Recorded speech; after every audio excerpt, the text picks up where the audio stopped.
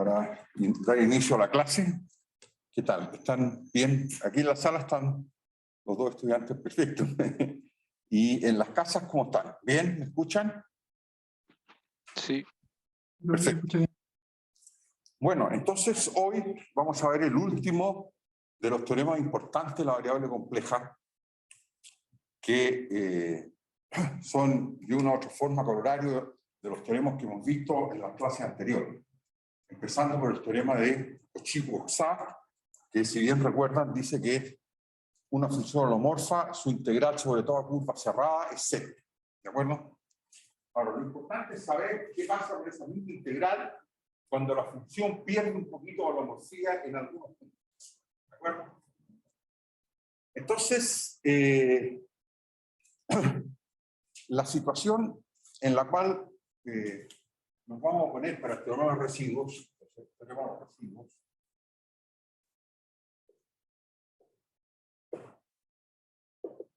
de Cauchy. También este teorema fue demostrado por Agostino y Cauchy. Como vamos a ver, es un resultado de integración compleja que es muy sorprendente respecto a lo que uno podría esperar en los números reales. ¿De acuerdo? Ahora, este teorema requiere un concepto que es lo que se denomina polo de una función holomorfa. Entonces, holomorfa significa que es diferenciable una vez, pero ya sabemos que gracias a otro teorema de Cauchy, si esa holomorfía es sobre un conjunto suficientemente grande, o sea, un abierto, digamos, entonces la función es en realidad de clase C infinito y en torno de todo punto se puede hacer un desarrollo en serie de potencias. ¿De acuerdo? O sea, la función holomorfa en realidad es muy poco lo que dice uno al comienzo, pero mucho lo que se puede encontrar después. ¿De acuerdo? Esa es la primera gran diferencia con respecto a la variable real. ¿De acuerdo? Entonces, ¿qué es el polo de una función holomorfa? CF, una función holomorfa en una región, digamos, omega del plano C, salvo eventualmente en un punto. ¿Ya? Pueden haber muchos más, pero para definir la noción de polo, vamos a usar, pensemos en un punto, ¿no? Salvo eventualmente en un punto, llamémoslo P, en momento. ¿De acuerdo? ¿Ya? Entonces la situación es esta, la función es holomorfa aquí, entonces F pertenece a H de omega, salvo en un punto, digamos, ¿no? Aquí hay un punto P en el cual la función podría perder holomorfía y de hecho podría ni siquiera estar definida ahí. ¿De acuerdo? ¿Ya?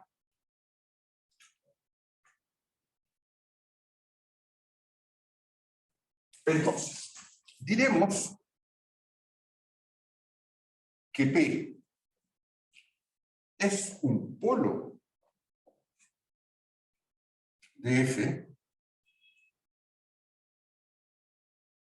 es un polo de F, si existe un entero K mayor o igual que 1, tal que de alguna forma uno puede reparar el hecho que la función F se dispare o no esté definida en el punto P. ¿De acuerdo?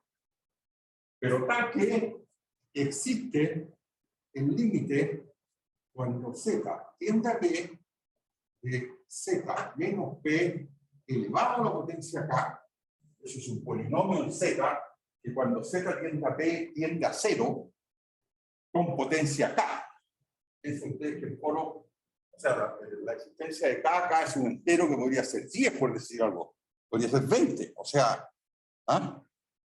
Es un entero que existe, tal que cuando uno multiplica la función f por z menos p elevado a k, la función f multiplicada por esto tiene límite ahora. ¿Están de acuerdo? Eso es lo que vamos a llamar un polo. Ahora, el menor entero k con esta propiedad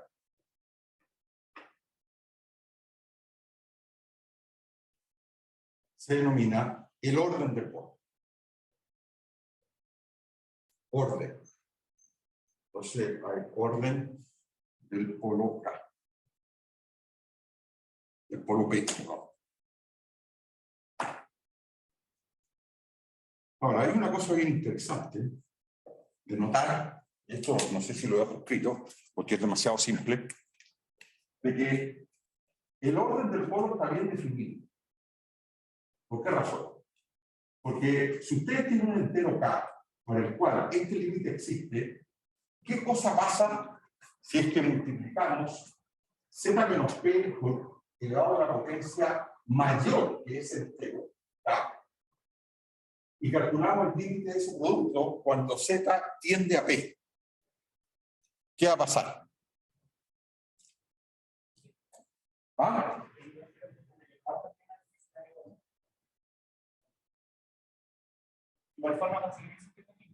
El límite va a seguir existiendo. Eso ya, primera cosa, muy bien. Pero además tiene un valor preciso. ¿Cuánto vale?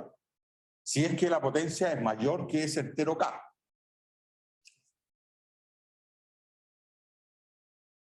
En las casas, ¿qué piensan?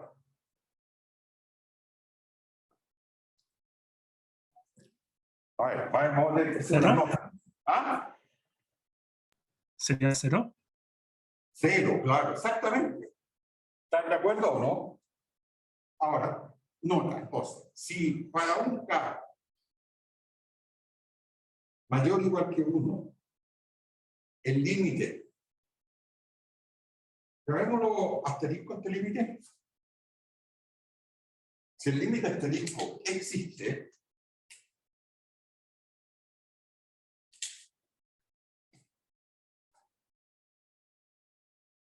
entonces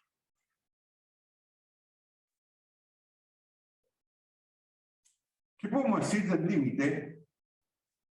De lo mismo, pero con un entero más grande. ¿Cuánto vale? Bueno, entonces, para todo, llamémoslo Q, mayor que K, ¿tá? ¿Qué pasa con el límite cuando Z tiende a P de Z menos P elevado a Q ahora por F de Z? Bueno, ese límite, ¿cuánto vale? Vale el límite cuando Z tiende a P de Z menos P elevado, digamos, acá por F de Z y por lo que falta, ¿no es cierto? Que sería Z menos P elevado a Q menos K. O sea que este más S de Q. ¿Están de acuerdo? Ahora, esta parte de aquí, ¿tiene límite o no? Sí. O sea, vale algo. Y este otro, ¿tiene límite o no? Porque esto, ¿qué pasa con ello? Q menos K es estrictamente positivo. ¿Están de acuerdo? ¿Cuánto vale ese límite? ¿Ah? ¿Cómo nivel? No, se hace. Se va a cero, claro. Si Z tiene una PI y esa potencia es positiva, eso se va a cero. Entonces, el resultado final, cero. ¿De acuerdo? ¿Está claro? O sea, a partir, si uno tiene un K para el cual el límite existe, de ahí en adelante, todos los límites existen de la misma expresión, o de la expresión similar, pero con la potencia Q ahora, existe y vale cero. ¿Está claro en las casas o no? Ustedes me dicen.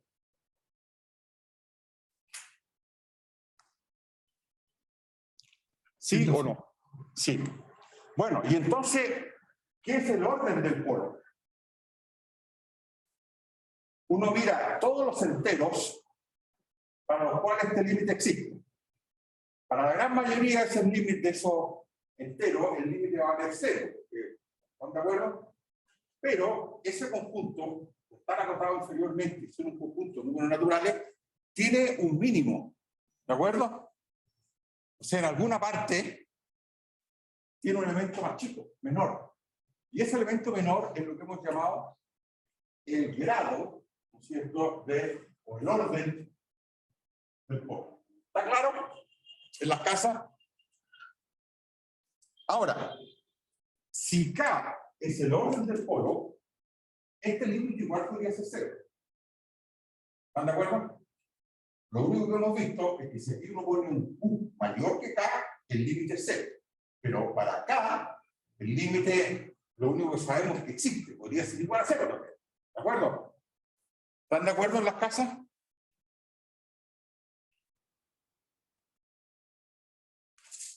Bueno, entonces pasemos ahora. Entonces, supongamos ahora que F posee un polo de orden K en P. P, y por supuesto, es holomorfa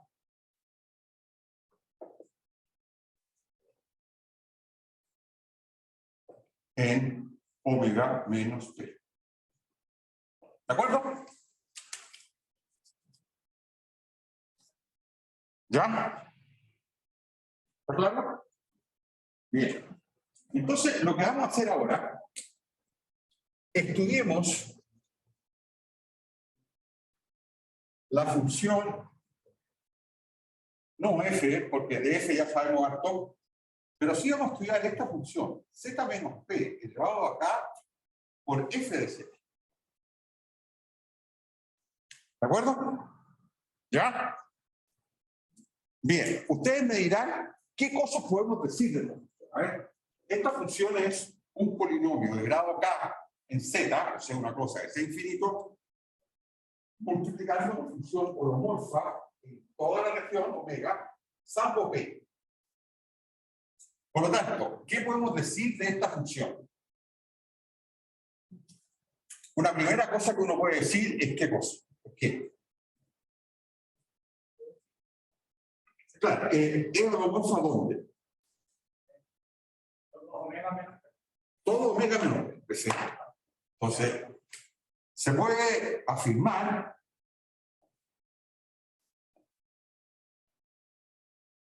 dos puntos. Lo primero que podemos afirmar es que z menos p elevado a k por f de z es holomorfa en omega menos p. ¿Están todos de acuerdo en las casas? ¿Ya? Ahora, ¿qué pasa en el punto z igual p? En el punto z igual p, esa función en principio no está definida. ¿Están de acuerdo o no? Porque la función f no lo está. Entonces, en z igual a p, en principio, no está definida. ¿Ah? Sin embargo, ¿qué cosa sí ocurre? Ustedes me dicen, por definición de polo,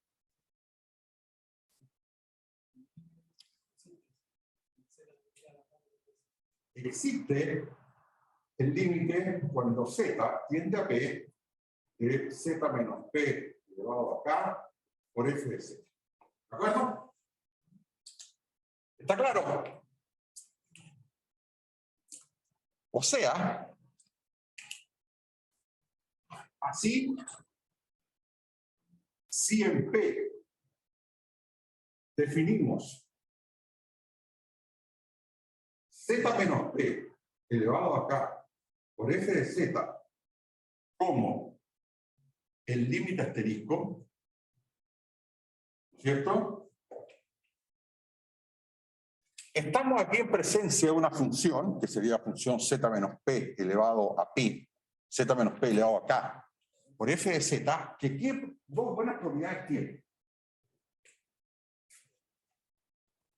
Entonces, si en P definimos Z menos P como el límite asterisco, entonces Z menos P elevado a K por F de Z es, ¿qué cosa?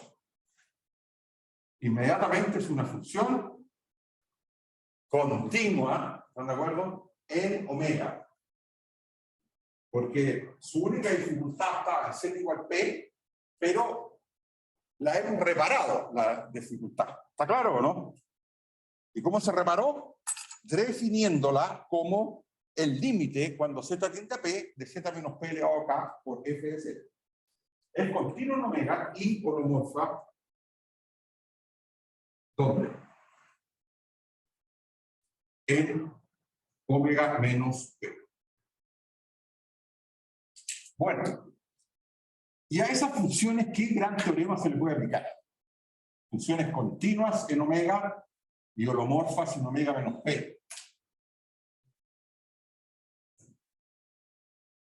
Pregunta para los presenciales y para la casa. ¿Qué gran teorema, los vistos en las últimas clases, le podemos aplicar a la función Z menos P por F de Z? Es un teorema bien fundamental. Así, a Z menos P elevado a K, F de Z, se le puede aplicar ¿qué teorema? Fórmula de Cauchy. La fórmula de Cauchy, muy bien. La fórmula de Cauchy, pero más que eso, la parte 2 de eso también. ¿Qué cosa? Y el desarrollo en serie de Taylor o de potencias. ¿De acuerdo? ¿Están de acuerdo? Ahora, ¿qué significa esto? Esto implica muchas cosas. Esto implica, lo primero que implica es ¿qué cosa? Esta función, que si escogemos R mayor que 0, ¿no es cierto?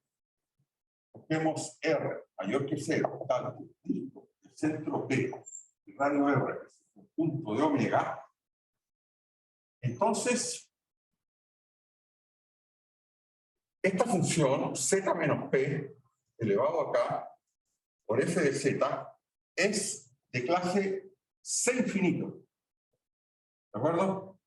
En el disco de centro P y radio R. Pero mucho más que eso. No solo es de clase C infinito, sino que además admite un desarrollo de Taylor o en serie de potencias. Es decir, existen coeficientes C sub 0, C sub 1, etcétera, tales que para todo Z en el disco, ¿quién es F de Z? Es simplemente la suma desde J mayor o igual que 0 de estos coeficientes C sub K, C sub J por Z menos P elevado a J. ¿De acuerdo? Y uno tiene fórmulas explícitas para los C sub J. ¿De acuerdo? En particular, el C sub J es 1 partido por J factorial derivada de orden J. Bueno, no, este no es F de Z, perdón, es Z menos P, no es para F, Z menos P elevado a K. ¿De acuerdo? Bueno, y C sub J es 1 partido por J factorial derivada de orden J de Z menos P por F de Z, Z menos P elevado a K por F de Z, en Z igual P. ¿De acuerdo? Pero bueno, esa fórmula explícita la vamos a usar más adelante. Por ahora, digamos simplemente que hay un desarrollo en serie de potencias. ¿De acuerdo? A ver, ¿todos de acuerdo en la casa?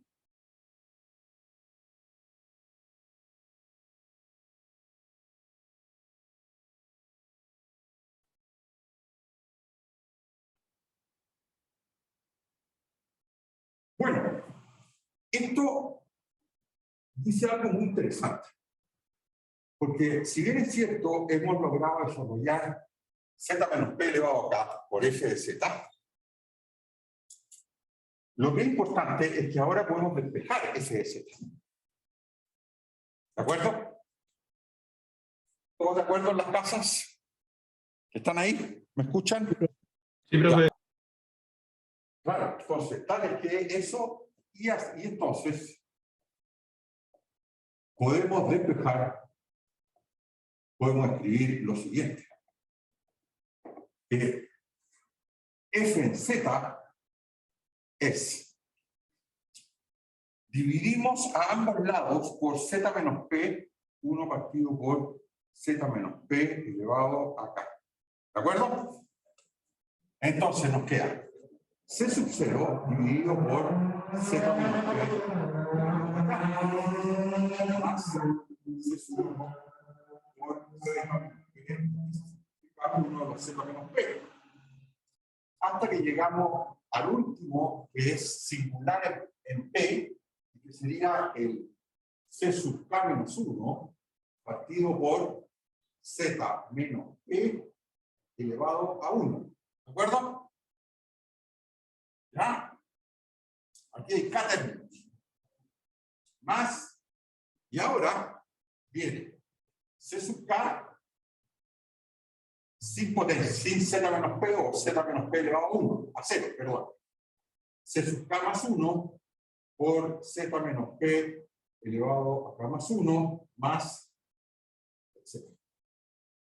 O sea, estamos con k términos que son bien singulares en z igual p, más una serie de potencias, que lo voy a llamar g de z, ¿no es cierto? Que es una función de clase C infinito, ¿de acuerdo? En el disco de centro P y radio de acá. Entonces, con g de z de clase C infinito en el disco de centro P y radio P. ¿Están de acuerdo? O sea, de alguna manera hemos sido capaces de aislar y de explicitar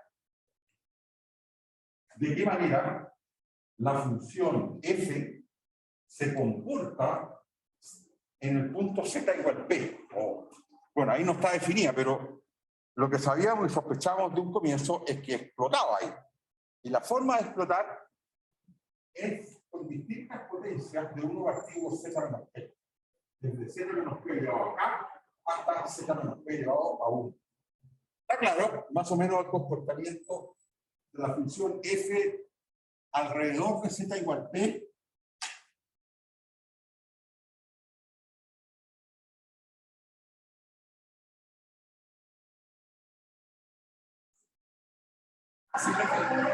Está claro, ¿no? Dígame. C sub k más 1, el z menos p elevado a 1. Por supuesto. Sí, aquí de 1, no k más 1. Sí, por supuesto, tiene toda razón. 1. ¿Ya? ¿Ya?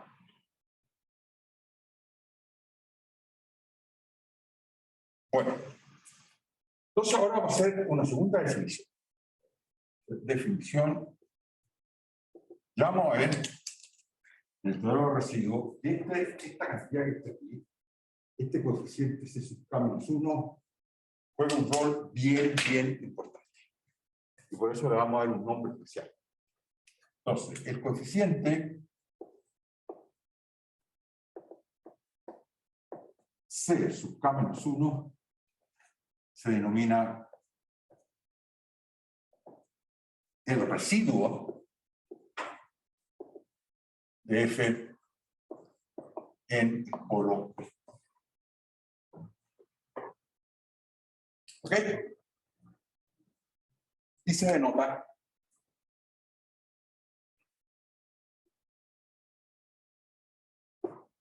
residuo de F.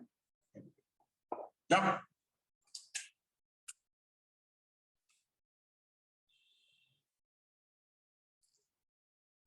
Solamente ese coeficiente. Es solo ese coeficiente, claro. Eso es lo interesante. ¿Ah? Y es ese únicamente que empieza a calcular. ¿Qué es ese? ¿Por qué es ese? Ya, lo vamos a ver inmediatamente cuando iniciemos el teorema de los residuos y lo demostremos. Porque la función 1 partido por z menos p elevado a q tiene un comportamiento distinto si q vale 1 a que si q es distinto de 1. ¿Se acuerdan? Su integral sobre las curvas cerradas, si q es distinto de 1, es siempre 0. ¿De acuerdo? Porque teorema fundamental del cálculo complejo. La función 1 partido por z menos p elevado a q, si q es distinto de 1, siempre tiene una primitiva. Por lo tanto, sobre una curva cerrada, la integral es 0. Si q vale 1, esa integral la tenemos que calcular a mano, porque la primitiva en principio era el logaritmo. ¿Y el logaritmo cuál es el problema que tiene? De que es discontinuo y no es holomorfo en todo C. ¿De acuerdo? ¿Ya? ¿De acuerdo?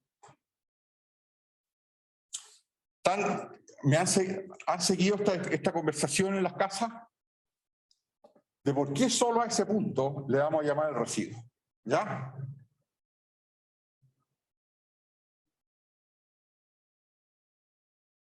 Entonces, esto aquí dice residuo o res. ¿Ya? R-E-S. Residuo de F. ¿Ya? Entonces, ahora tenemos el siguiente teorema. Entonces, el teorema de los residuos. ¿Qué dice este teorema? Bueno, este teorema dice lo siguiente. Voy a escribir para n polos. Lo podría hacer para uno solo y después pensar que se extiende con facilidad, pero lo vamos a escribir para n polos. Entonces, sea una curva cerrada, por supuesto, simple y regular por trozos,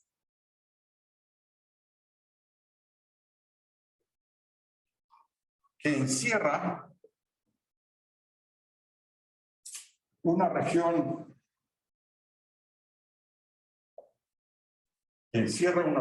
omega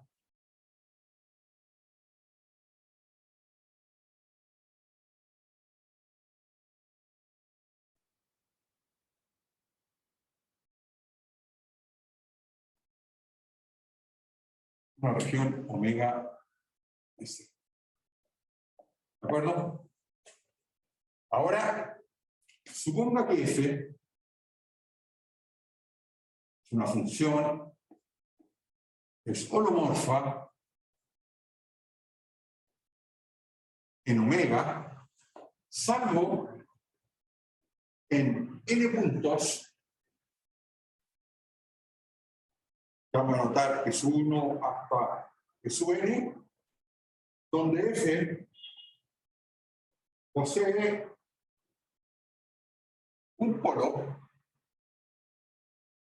de orden K sub J, J igual 1 hasta. ¿De acuerdo? O sea, esto es la situación, esta es la curva gamma, esta es la región omega, y aquí hay puntos P sub 1, P sub 2, hasta el punto P sub n, y en cada punto P sub j, la función f posee un polo de orden K sub j. ¿De acuerdo? K sub j, por supuesto, mayor o igual que.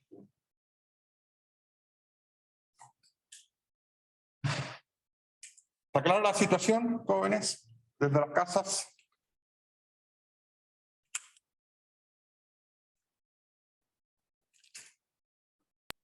Profe. Está claro, ¿no? La situación que tenemos. ¿Ya? Entonces tenemos n polos, cada uno de orden K sub j. ¿Ah? Creo que debe ser finito. Finito. N es un número finito. ¿De acuerdo? Sí, por supuesto. bueno, también podría ser infinito, ¿eh? La verdad que, pero no, empecemos por las cosas. Claro, podría ser, el dominio omega podría ser todo cero. ¿No? Entonces, por ejemplo, la función 1 partido por seno z,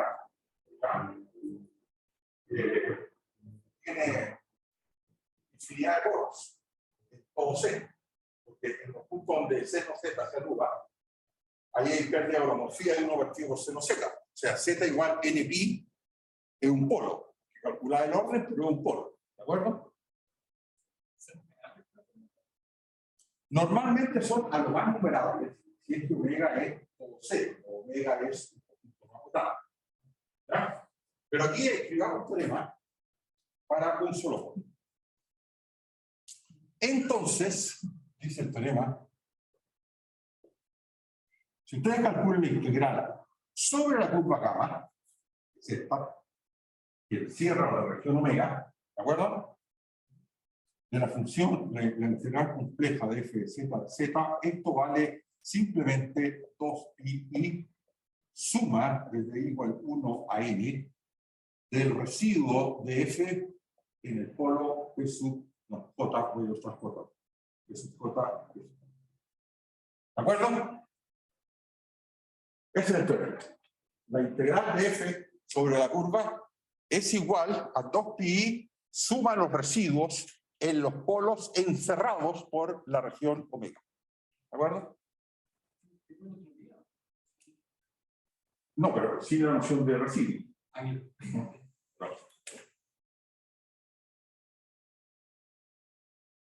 Bueno.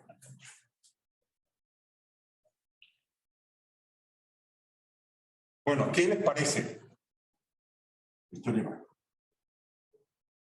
¿Ah? Es un teorema muy interesante, muy sorprendente. Es un teorema inimaginable en variable real. ¿Están de acuerdo todos en las casas también?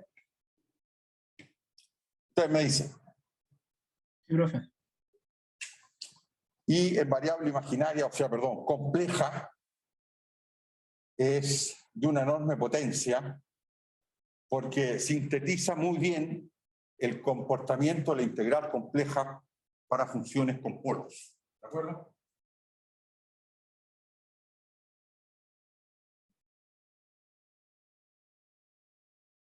A ver, ejemplo.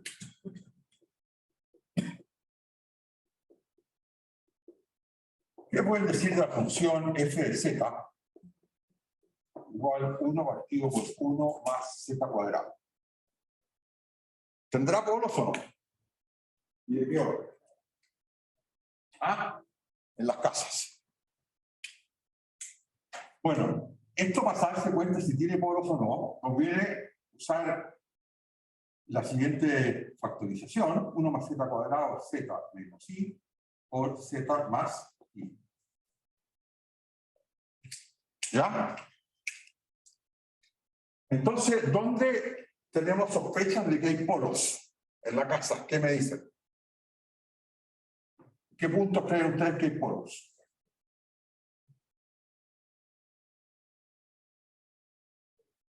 ¿Ah? O sea, en I menos. Entonces, F posee dos polos. En P igual P1 igual I, P2 igual menos I. ¿Y cómo calculamos el orden? Para calcular el orden hay que calcular qué límite. Cuando Z tiende a I, ¿de qué cosa? Por ejemplo, para P1, Z menos I elevado primero a 1. A ver, veamos si es de orden 1. ¿De acuerdo? Por 1 partido por Z menos I, Z más I, o sea, por 1 más Z cuadrado. ¿Está claro? Y entonces aquí uno se da cuenta que se va S con S y este límite existe y es igual a ¿cuánto? A 1 partido por 12. ¿Ya? Entonces, polo de grado ¿cuánto es esto? 1, perfecto. Bueno, y análogo, en P2 hay polo ¿de qué grado? ¿También de grado? De grado. ¿Está claro? O sea, aquí estamos en presencia de una función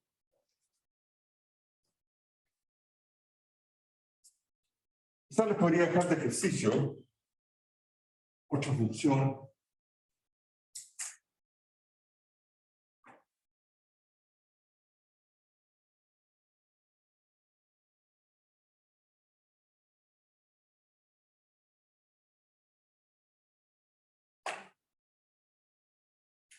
entonces ejercicio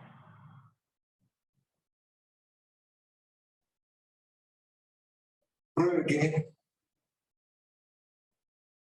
f de z igual, por lo que me gustaba recién, 1 partido por ejemplo, z, seno de z, ¿de acuerdo? Tiene polos en P sub n igual n veces pi, para todo n en z, y calcule su orden. El orden de P sub n. O el grado, claro, el orden del P sub n. ¿De acuerdo? Hay, por ejemplo, z igual 0 un polo, y no es difícil convencerse de un polo de grado 2. Pero z igual pi es también un polo, pero no es de grado 2, es de grado 1. ¿No? Bueno, etcétera. Vayan calculando ustedes para que vayan practicando el cálculo de los grados y los polos de funciones complejas. ¿De acuerdo? Entonces, tratemos de sentir por qué ciertos temas. Demostración del teorema. Entonces, por simplicidad, vamos a suponer que hay un solo caso n igual 1. Esto es gamma encierra un solo polo. P sub 1 de grado, digamos, U sub 1. El caso 1. ¿De acuerdo?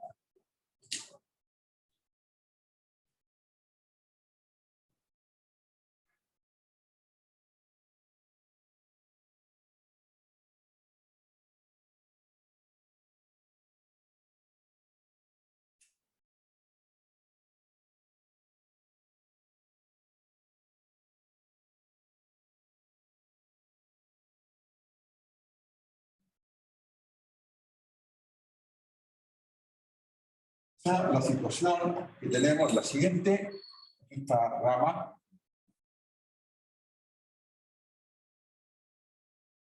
Aquí está el polo P sub. ¿De acuerdo? ¿Ya? Entonces, lo primero que vamos a hacer es, nos damos R mayor que 0, para que el disco de centro P sub 1 y radio R esté contenido en 9. Entonces, aquí está este disco.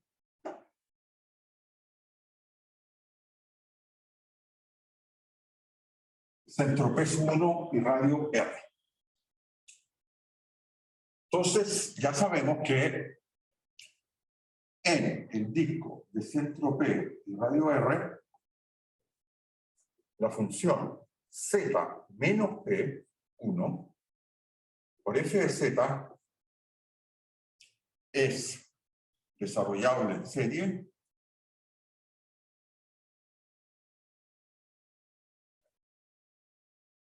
y de clase C infinito. ¿De acuerdo? Luego, escribimos quién era F.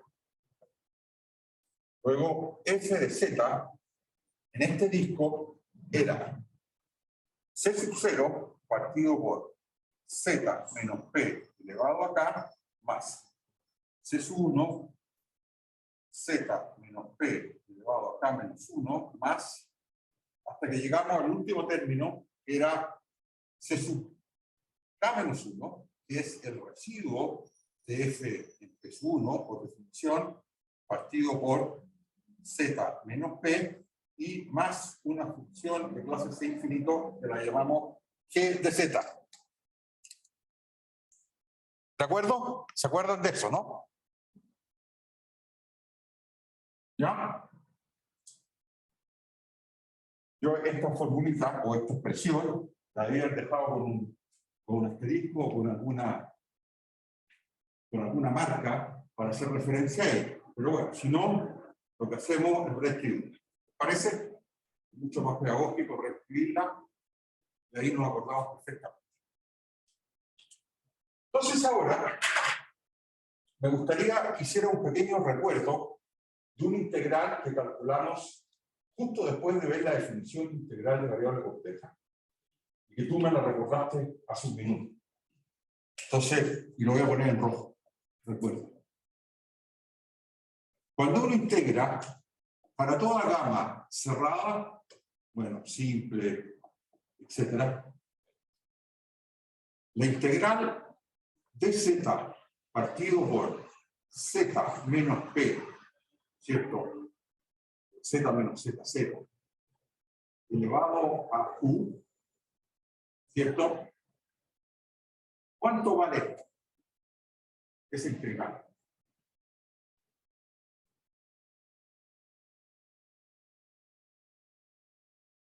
Bueno, esto vale dos cosas distintas de si q es distinto de 1 o si q es igual a 1. ¿De acuerdo?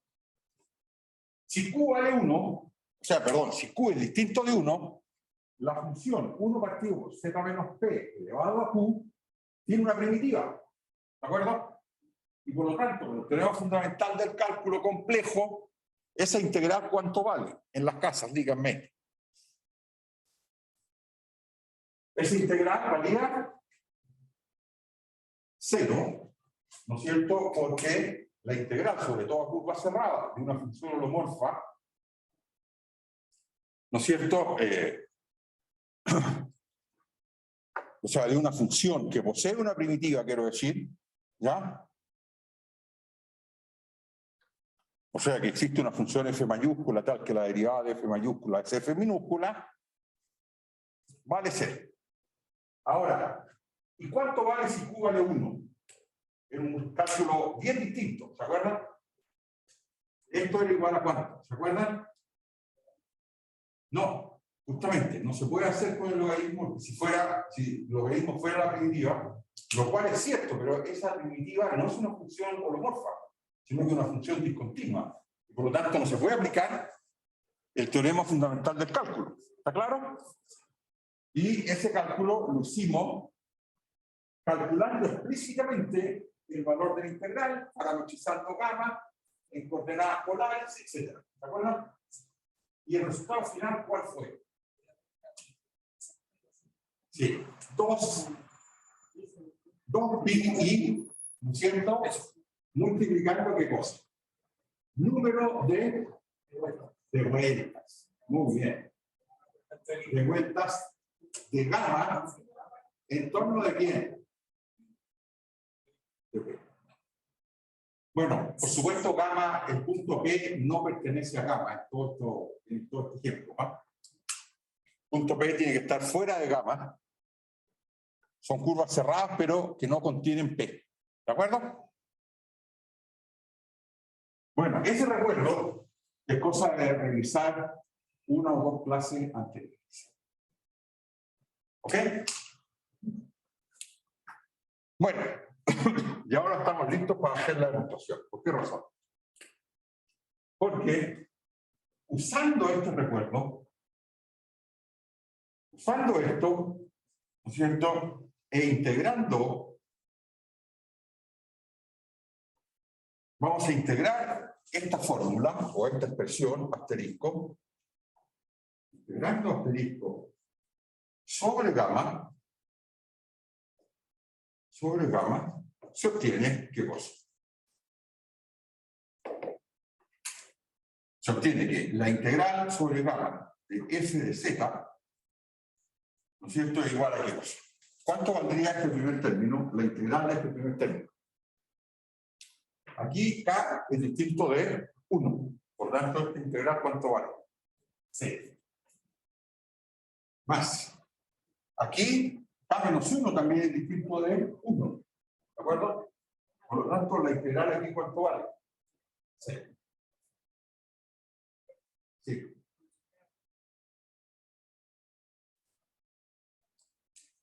Acá. Sí. ¿Es lo mismo que gamma encierre a P? No, si gamma, no es necesario. Y el valor de la integral es el número de vueltas de gamma en torno de P. Entonces, si gamma no está encerrado, si P no está encerrado por gamma, el número de vueltas queda en torno de 0. Si P está encerrado, el número de vueltas puede ser varias. ¿De acuerdo? No, pero me preguntan si P no pertenece a gamma, quiere decir que no está en la curva. Claro, que no está en la curva. Claro. O sea, usted tiene aquí P y gamma es algo así.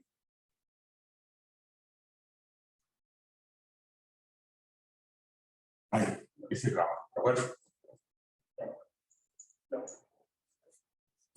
Bueno. Ya, hasta que llegamos a este término. Todo esto es cero. ¿Están de acuerdo? Cuando llegamos a este término, nos queda, ¿qué cosa? 2pi por el residuo de f en P y por ¿cuánto? Número de vueltas que da, ¿qué cosa? Gamma en torno de P1. ¿Y cuántas veces da gamma en torno de P1?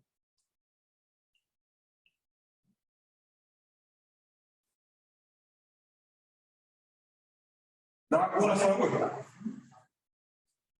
Da una vuelta. Y más. Bueno. ¿Cuánto vale? Ahora, G es una función holomorfa. ¿Está claro? Por lo tanto, la integral sobre gamma, por el teorema de Cauchy-Bourgeois, y una función holomorfa, ¿cuánto vale? 6.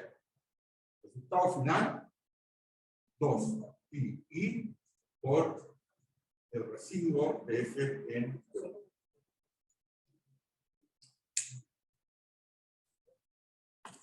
¿Ok?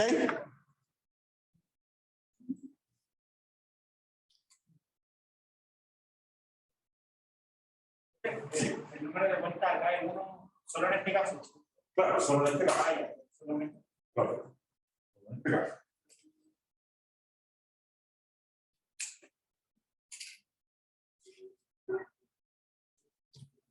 Bueno, eso es la demostración en el caso que haya un solo polo. Si hay más de un polo, la situación es un poquito distinta. ¿Por qué razón? Porque si hay más de un polo, lo que hay que hacer es lo siguiente. Por ejemplo, si hubiera un segundo polo acá, P sub 2, y construimos un R2 en torno a esto. ¿Ya? Entonces, antes de usar o de integrar asterisco, lo que hay que hacer es usar el teorema de la curva para decir que la integral sobre gamma es igual a qué cosa? A la suma de la integral sobre este círculo o sobre esta curva más la integral sobre la otra. Y ahora, calcular la integral de f sobre esta curva y calcular la integral sobre la otra curva. Y ahora, en cada una de estas regiones, el f permite un desarrollo de esta forma. Y cuando uno integra, el resultado en cada una de las integrales le queda 2pi por el residuo de f en P1, y eso le tiene que sumar 2pi el residuo de f en P2. ¿Está claro? Entonces, quizás antes de terminar podríamos decir, si hubiese más de un polo,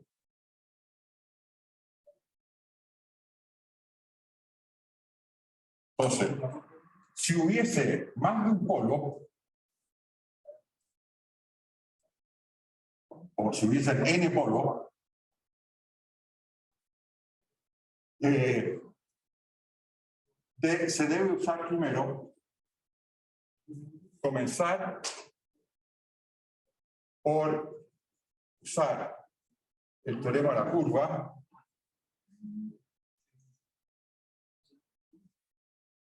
y reducir la integral sobre gamma de f de z a la suma de los polos, o sea, la suma desde j igual 1 hasta n de la integral sobre el borde del disco de centro P sub j y radio RJ de f de z, ¿no es cierto?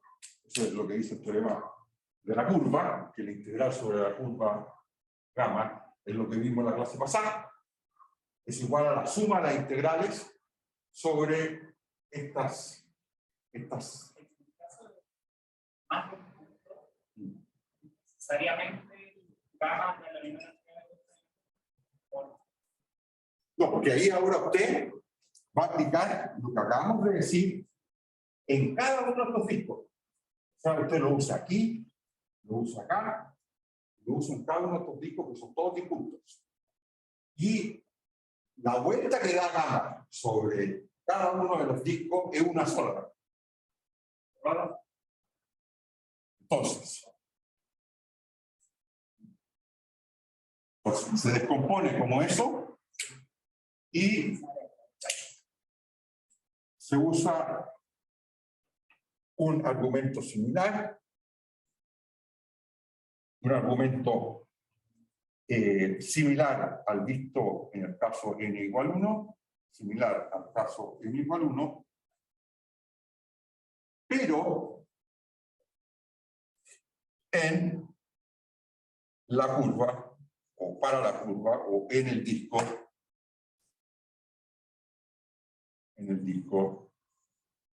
de centro P sub j y radio RJ, donde, por supuesto, en cada uno de ellos hay un desarrollo en serie de potencia que tiene coeficientes distintos. ¿Está claro? No tiene por qué tener lo mismo. Pero siempre es de la forma, algo que empieza en 1 partido por z menos p elevado al grado, más hasta llegar al residuo, y después se suma la función holomorfa. ¿De acuerdo? Bueno.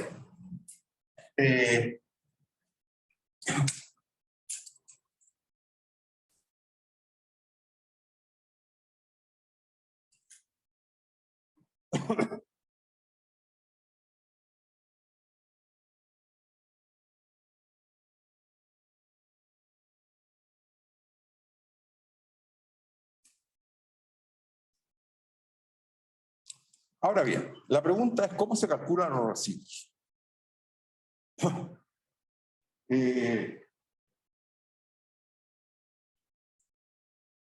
Entonces, si quieren eso, bueno, lo dejamos para después de un break. Podríamos hacer un break ahora. Y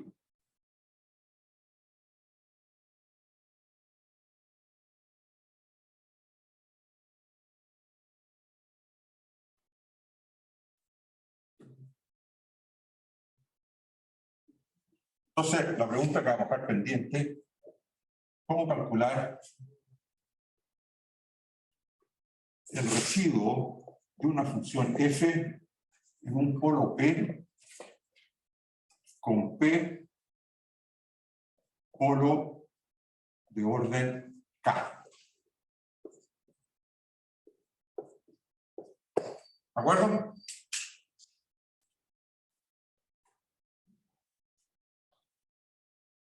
Bueno, y podemos ir a un break, si ustedes están de acuerdo. Y me dicen que quieren que conversemos durante el break. Profe, yo tengo una duda. Dígame. No sé si ha visto el foro, pero entre la sección, digamos, como al consenso, como que esta semana ha sido muy complicada y la semana pasada para hacer la tarea. Entonces, no sé si entre los profesores o el cuerpo docente se ha hablado acerca de aumentar el plazo para entregarla. Por el momento yo no he escuchado nada, pero miren, yo creo que los profesores siempre están abiertos a dar todas las facilidades, así que, no sé, apenas lleguen estas preguntas a los profesores, se comenzará a reflexionar sobre el tema, ¿no? ¿Parece? Ok, me parece.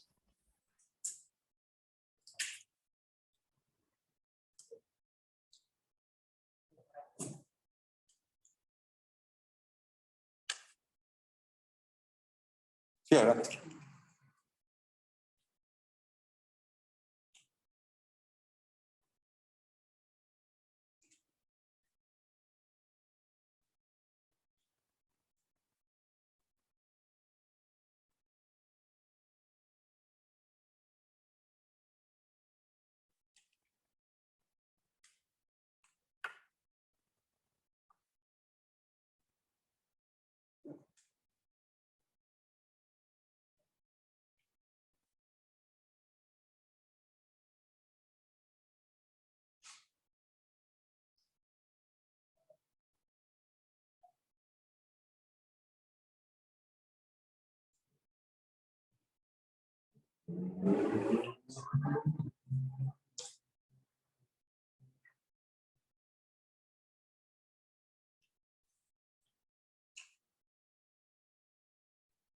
Disculpe, profesor, ¿Perdón? que tengo una duda de cuál es la última materia que entra en el control. Onda, ¿entra logaritmo complejo, entra integral compleja y eso? Como que no sé muy bien La cuál lista es el final. fue publicada, me parece, el fin de semana, ¿no? Entra hasta Ya, el teorema de entonces, Cauchy-Courçat. pero es que en la lista no aparece logaritmo complejo. Entonces, por eso preguntaba por la Ajá. definición de logaritmo. Eh, O sea, vaya, bueno, tal vez ahí me parece pilló. Claro, ahí me pilló, porque yo enseñé la materia de modo que el logaritmo complejo lo vi mucho antes del teorema de Cauchy-Courçat. Sí, por eso preguntaba. Claro. Pucha, ahí me pilló. Claro, esa es una buena pregunta, que a lo mejor va a tener que hacerla en el foro de todas las secciones, digamos, ¿ah? Si es posible. O sea, hay que preguntarle al coordinador, Natacha Starmuyov o a Bruno Hernández, me parece que él. ¿Ah? Ujú, ok, gracias. Ahora, yo lo que he escuchado es que algunos profesores no van a alcanzar a ver el teorema de los residuos. O sea que esto, en principio, y en materia para el examen, es posible que tampoco sea examinado. Porque si hay profesores que no vieron el teorema de los residuos, estamos súper mal. ¿Ah?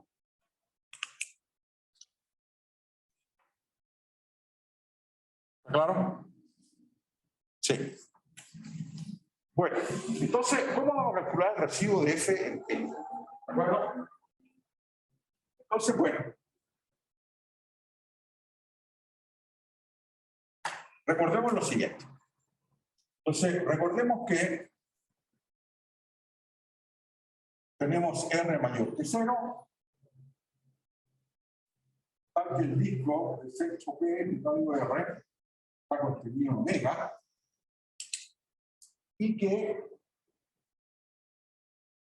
para todo Z en el disco del centro P, el radio R, Z menos P, elevado acá, que es el orden del polo, por F de Z, se desarrolla de la forma C sub 0 más C sub 1, Z menos P, más, bueno, hasta un término bien interesante aquí, que es el C sub K menos 1, que se distingue de todos los otros.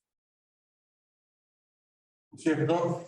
Y después viene C sub K, Z menos P elevado a K, más, ¿de acuerdo? ¿Ya?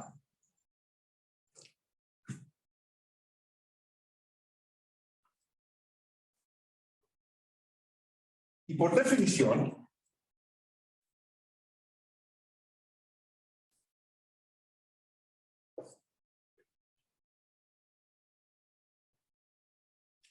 ¿quiénes son estos coeficientes C sub K?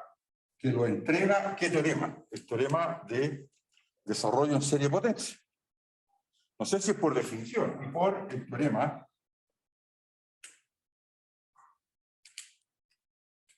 teorema de desarrollo de Taylor, de desarrollo de serie de potencias.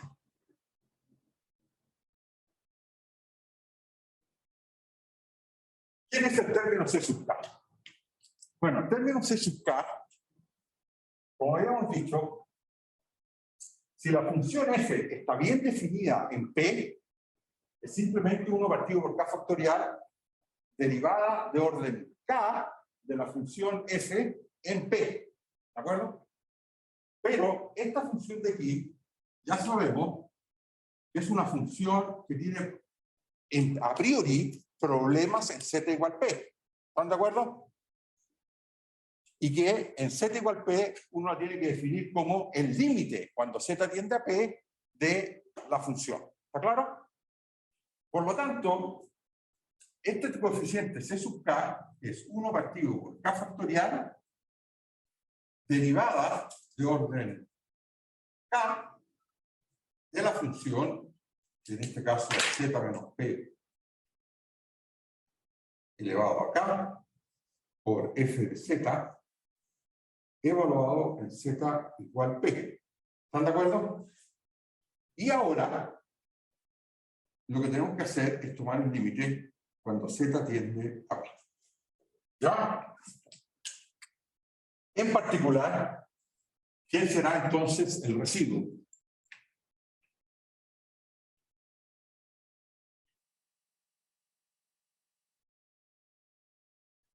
El residuo es el coeficiente C sub K menos 1, ¿se acuerdan?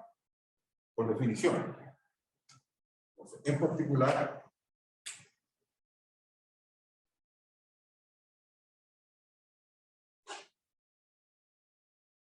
el residuo de F en P, que es C sub K menos 1, va a ser entonces 1 partido por K menos 1 factorial, límite cuando Z tiende a P, de la derivada de orden K menos 1 con respecto de Z elevado a K menos 1 de Z menos P elevado a K por F de Z.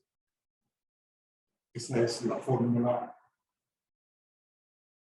Vamos a dejar un marco para calcular el residuo. ¿Ya? Ahora bien, lo que es interesante es que estos límites, cuando Z tiende a P, normalmente son de la forma 0 partido por C. Y por lo tanto hay que desarrollar una regla o una herramienta parecida a qué herramienta que ustedes conocen bien de cálculo. ¿La regla de L'Hopital? Claro, la regla de L'Hopital para calcular estos residuos. Entonces, proposición, regla de L'Hopital.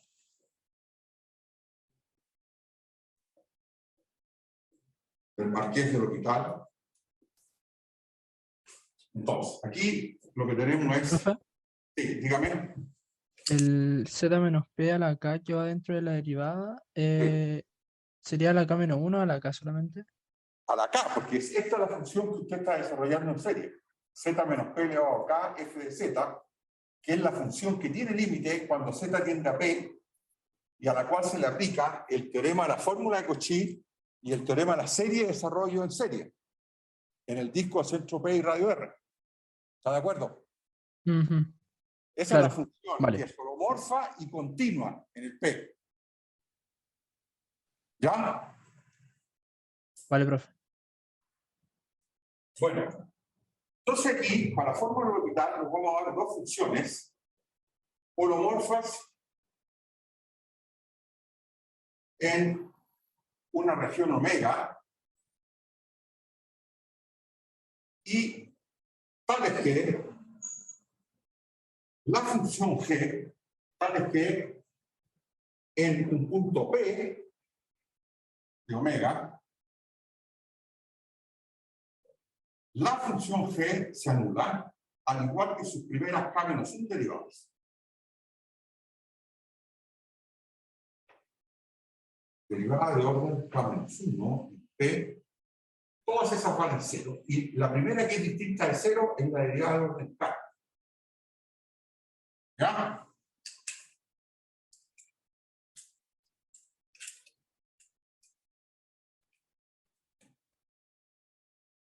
Para fijar ideas, piensen que, bueno, es solo la función que se anula en P, por decir algo. ¿Ah?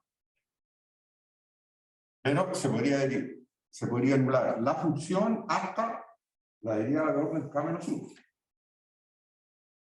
Con K, cualquier entero positivo. Entonces, dice la regla del orbital, que, bueno, esta regla es más difícil de escribirla que usarla. Para usarla es súper fácil y todo el mundo lo aprende rápido. Escribirla, de repente uno se puede enredar. ¿De acuerdo? Entonces, lo que dice es que si ustedes quieren calcular el límite, cuando z tiende a p, de la función f, partido por la función g, eso es lo mismo que calcular el límite cuando z tiende a p, de derivar numerador y de derivar denominador. ¿De acuerdo? Y este límite tiene dos posibilidades. No existe si la derivada de orden j de p es distinta de 0 para algún j entre 0 y k menos 1. ¿De acuerdo? O sea, si hay algún punto, alguna derivada de f, ¿no es cierto?, entre 0 y k menos 1, que es distinta de 0, ¿de acuerdo? Por ejemplo, si la función misma en p fuese distinta de 0, este límite inmediatamente no existe, porque g en p vale 0. Entonces, este límite sería la forma, algo distinto de 0 partido de 0. O sea, no existe. ¿De acuerdo? Ahora, si la función f es 0 en p, este límite es del tipo 0 partido de 0. Y empezamos a mirar el de la derivada de f partido por la derivada de g. La derivada de g también es 0 cuando z tiende a p. Entonces, si la derivada de f en p fuese distinta de 0, el límite, ¿qué le pasaría? Volvería a no existir. ¿Está claro? Y por eso es que si para algún j entre 0 y k menos 1 la derivada es distinta de 0, el límite no existe. Ahora, si todas estas derivadas son 0, este límite de f partido por g existe, es igual al límite de f' partido por g' cuando z tiende a p, y vale la derivada de orden p, o sea, perdón, de orden k de f, derivada de orden k de f en p, partido por la derivada de orden k de g en p, si, por supuesto, todas las derivadas de f valen 0 para todo j entre 0 y k menos 1. ¿Está claro?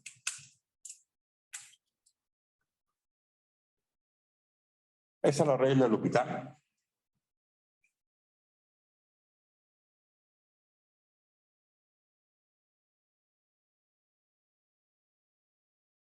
Que se puede usar con bastante facilidad. ¿Ya?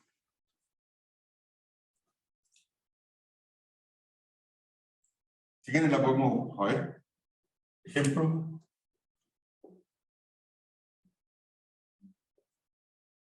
¿Cómo calcular? ¿Cuánto calculemos el límite cuando z tiende a i? O sea, el residuo de la función 1 partido por 1 más z cuadrado en z igual i. ¿Se acuerdan? Bueno, eso es del tipo 0 partido por 0. ¿Están de acuerdo? Porque cuando z tiende a i, z menos i tiende a 0, y z cuadrado más 1 también tiende a 0. Entonces esto sería igual al límite cuando z tiende a i, ¿de qué cosa? De la derivada de z menos i con respecto a z. ¿Y eso cuánto vale? 1. ¿Y cuánto vale la derivada de z cuadrado más 1?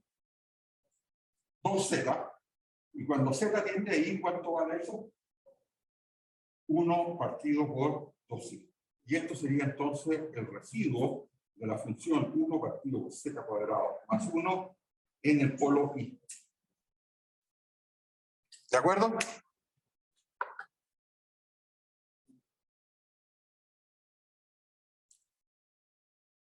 ¿Ok?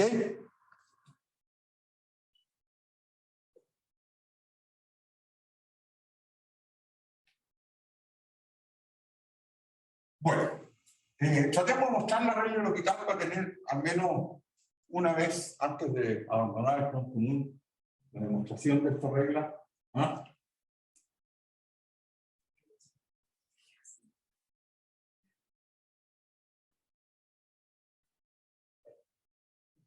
¿No es cierto? Eso sería pensando que pasamos electro. Claro. Sí, estamos pensando en positivo. ¿Ya? Entonces, demostración de la regla de L'Hopital. ¿Les parece? Bueno, en torno de z igual p, F y G se desarrollan, son de clase C infinito, ¿cierto? Por su función holomorfa, y se desarrollan series de potencia.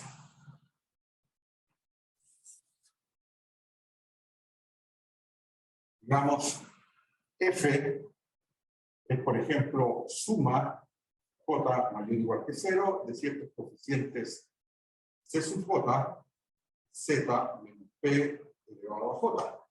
¿De acuerdo? ¿Ya? Y la función G tiene una propiedad, que hasta la derivada de orden P menos 1, ¿se acuerdan? ¿Cuánto vale en P? 0. ¿Están de acuerdo? Vale 0. Por lo tanto, esta suma comienza con J igual a, ¿no es cierto?, de ciertos coeficientes de sub J, Z menos P elevado a. ¿Ya? Bueno, entonces ahora podemos calcular fácilmente el límite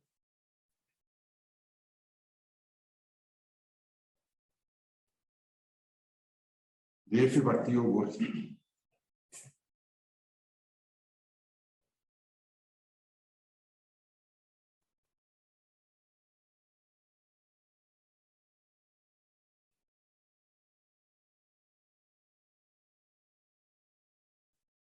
Entonces lo que vamos a hacer es dividir numerador y denominador, entonces, dividiendo por Z menos P elevado acá, numerador y denominador, ¿qué tenemos? Tenemos que el límite, cuando Z tiende a P, de F de Z partido por G de Z va a ser igual a. Bueno, dividimos esto por Z menos P elevado a K. Entonces nos queda suma J mayor o igual que 0 de los C sub J por Z menos P elevado a J menos K. ¿Están de acuerdo? Dividido por, bueno, y aquí abajo, esto empieza con el término D sub K, ¿cierto? Más el término D sub K más 1 por Z menos P más D sub K más 2, Z menos P cuadrado más Z. ¿Todos de acuerdo en las casas?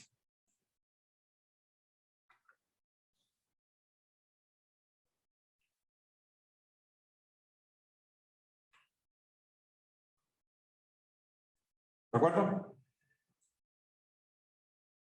Entonces, el denominador es el más importante, tiene límite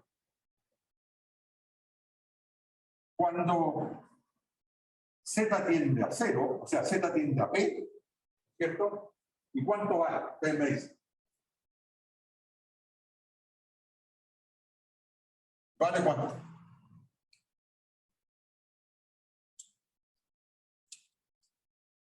O sea, en esta expresión, claro, ¿vale? Hagan Z tender a P como 0. Vale D sub K. Pero D sub K en función de G, ¿cuánto vale? D sub K es el coeficiente que multiplica Z menos P elevado a K. O sea, es 1 partido por K factorial derivada de orden K de G en P. ¿De acuerdo? Por hipótesis, ¿qué sabemos de esto? Distinto a C. ¿De acuerdo? ¿Todos de acuerdo en las casas, jóvenes? Sí, profe. Bueno, ahora vamos a calcular el límite del numerador. ¿Ya?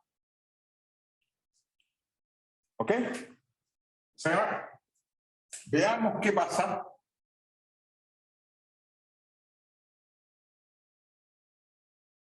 con el numerador. Porque el denominador tiende a algo distinto a cero. Entonces, el numerador tiene estos coeficientes Z menos P elevado a J menos K. ¿De acuerdo? ¿Ya? O sea, si los coeficientes C sub J para aquellos J menos K es negativo, ¿cierto? Es distinto de 0, el numerador inmediatamente no tiene límite. ¿Está claro? ¿Ok? ¿Ah? ¿Cómo? Claro, diverso no converge, no tiene límite. ¿De acuerdo? No tiene límite. O sea, no converge o diverge, como usted dice. ¿De acuerdo? Entonces, si para algún J tal que J menos K, o sea, esta potencia, es menor que 0,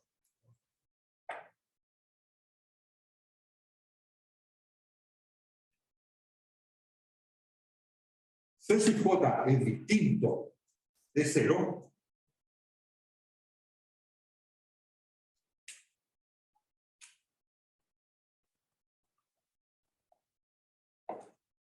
pero C sub J es distinto de 0, entonces el numerador no tiene límite.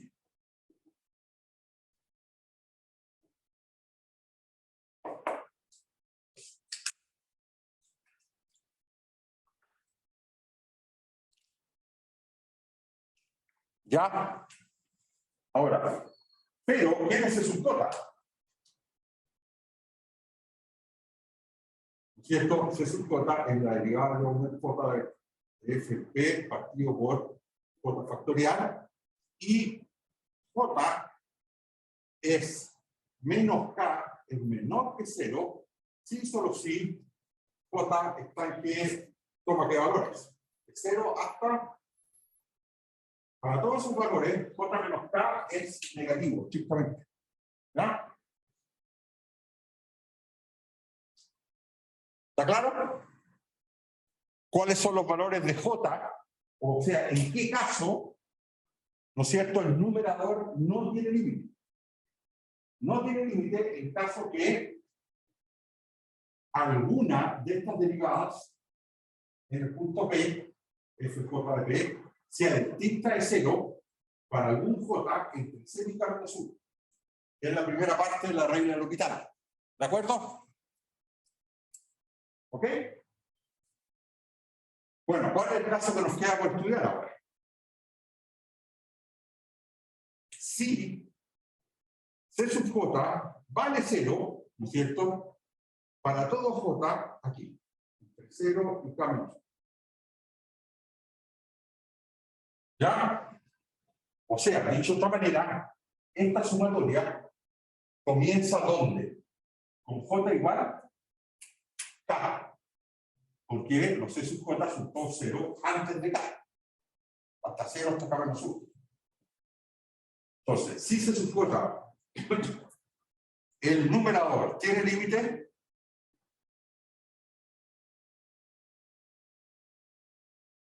y vale cuánto.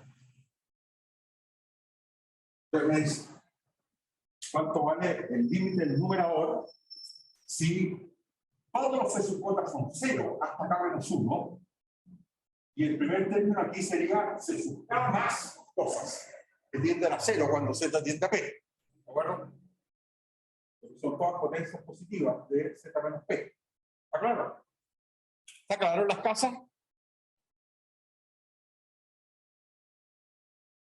Vale C sub K, que es 1 partido por K factorial derivada de orden K de F en P. Bueno, y yo les pregunto a ustedes, ¿cuánto vale el cociente entonces? El límite del cociente.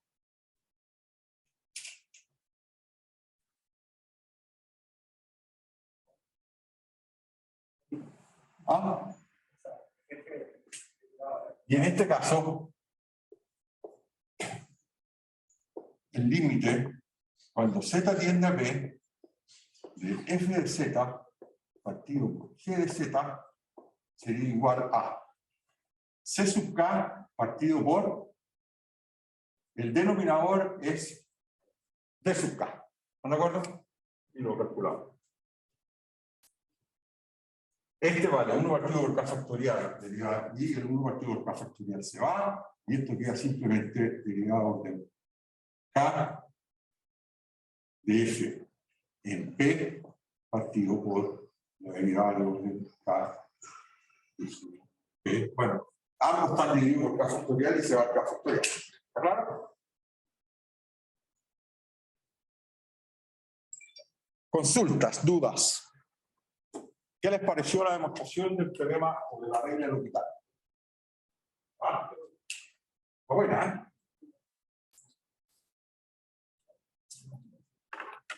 Comentarios en las casas. ¿Me están escuchando? Sí, profe. ¿Ah? ¿Me están Sí, escuchando? se escucha. Ya. ¿Algún comentario sobre la demostración de la regla del L'Hopital?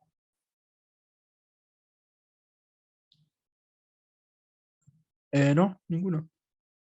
Bueno, la regla del L'Hopital, como les decía, es más complicada enunciarla y demostrarla que aplicarla.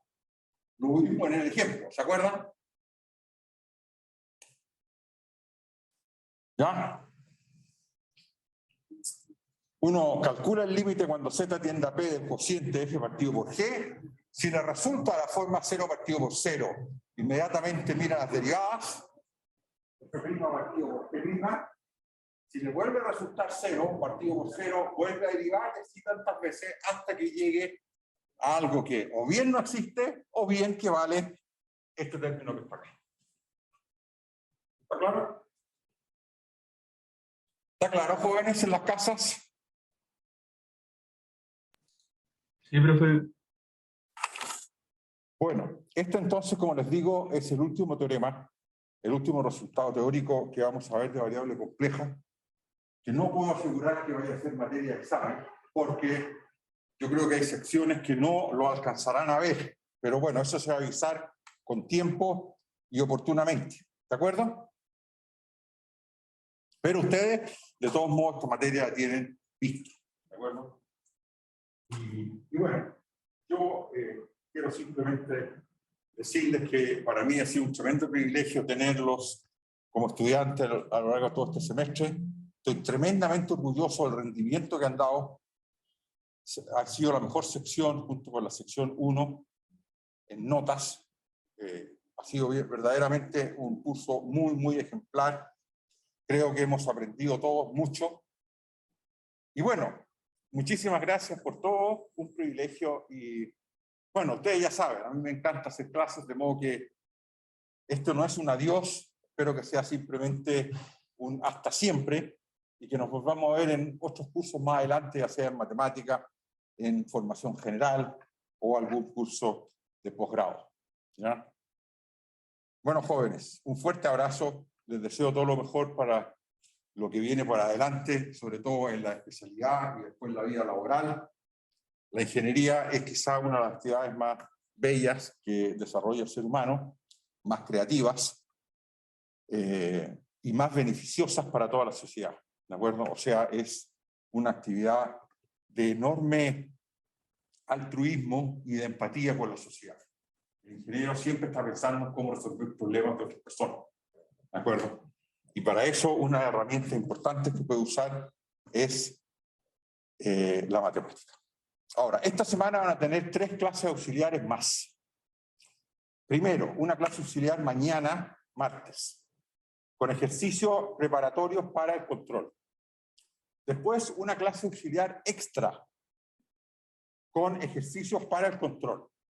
Y después, el viernes, van a tener una clase auxiliar en la clase de cátedra, en la cual van a hacer ejercicios sobre esta última parte de la materia, que sería parte que entra en el examen. O sea, fórmula de Cauchy, fórmulas de series de potencias, resultados anexos, teorema de los residuos, si es que entra, etc.